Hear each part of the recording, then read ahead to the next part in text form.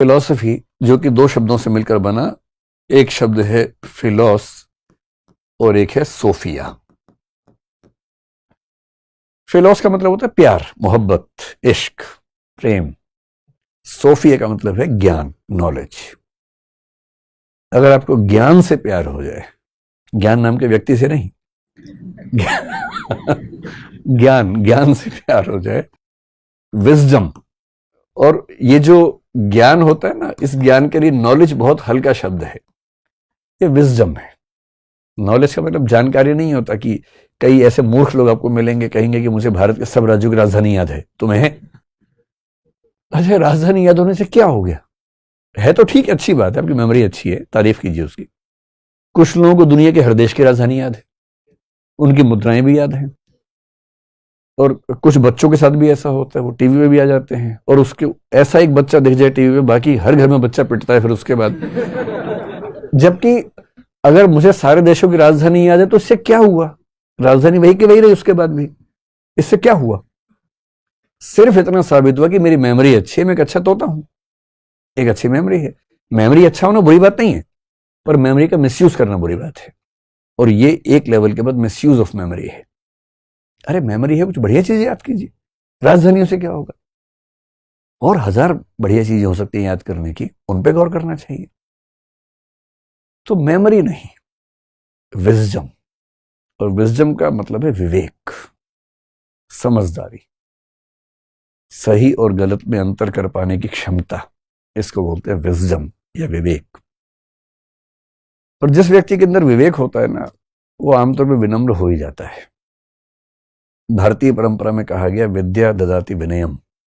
अगर विद्या सच में है तो आप विनम्र हो ही जाएंगे।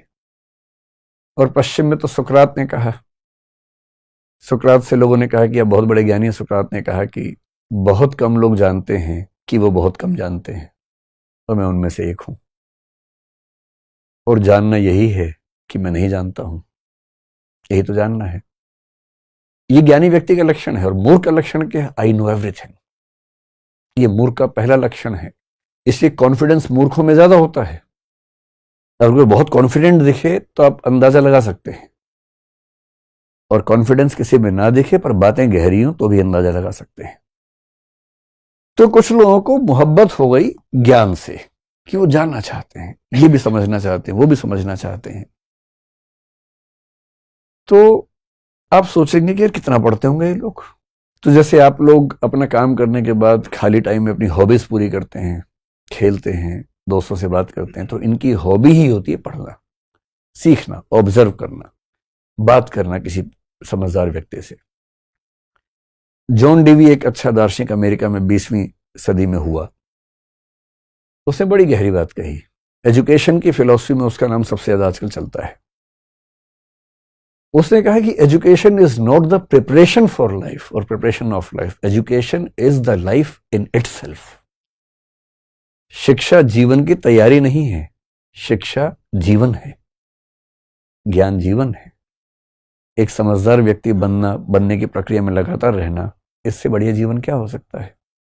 और ऐसे लोग होते हैं जिनको जानने का इतना शौक है, कभी कोई किताब लेके बैठ गए, कभी कोई किताब लेके बैठ गए, और रोज कुछ जानना चाह रहे हैं। कुछ के मन में आ रहा है कि मैं ये खा लूं, मैं वो खा लूं, कुछ के मन में आ रहा है कि मैं ये जान लूं, मैं वो जान लूं। तो यदि किसी को ज्ञान से, पढ़ाई से, चिंतन से, मनन से, सीखने से, ऑब्जर्व करने से, जानने से मोहब्बत होने लगे, तो समझ जाइए कि वो व्यक्ति फिलॉसफी की राह पे चल पड़ा है। और फिलोसफर्स अलग होते हैं, दाढ़ी बढ़ जाती है आमतौर पे, कपड़े अलग किस्म के हो जाते हैं, लोग घबराने लगते हैं उनसे, पर वो बड़े गहरे लोग होते हैं।